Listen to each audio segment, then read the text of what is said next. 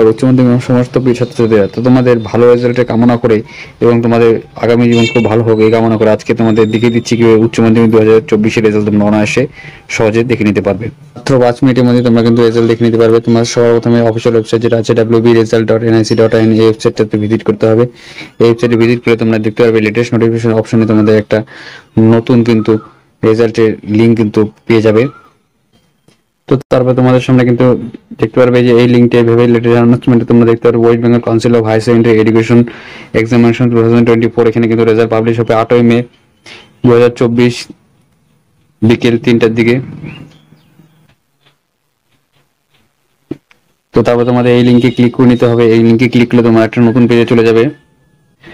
তো এখানে তোমাদের কিন্তু এই পেজটা তোমাদের সামনে খুলে যাবে এবং এখানে তোমাদের কিন্তু এন্টার রোল এবং নাম্বার দিয়ে তারপর এখানে ক্যাপচাটা যেরকম আছে এখানে যেমন ক্যাপচা আসবে সেরকম তোমাদের এখানে দিয়ে সাবমিট অপশনে কি করতে হবে। যদি তোমাদের কিছু ভুল হয়ে থাকে তারপরে রিসেট অপশনটাতে ক্লিক করলে আবার তোমরা নতুন করে রোল নাম্বার এবং ক্যাপচা বসিয়ে তোমাদের রেজাল্ট কিন্তু দেখে নিতে পারবে।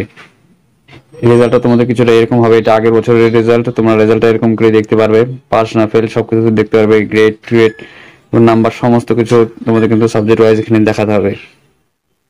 তোমরা ভালো করে রেজাল্টটি অবশ্যই দেখে নেবে।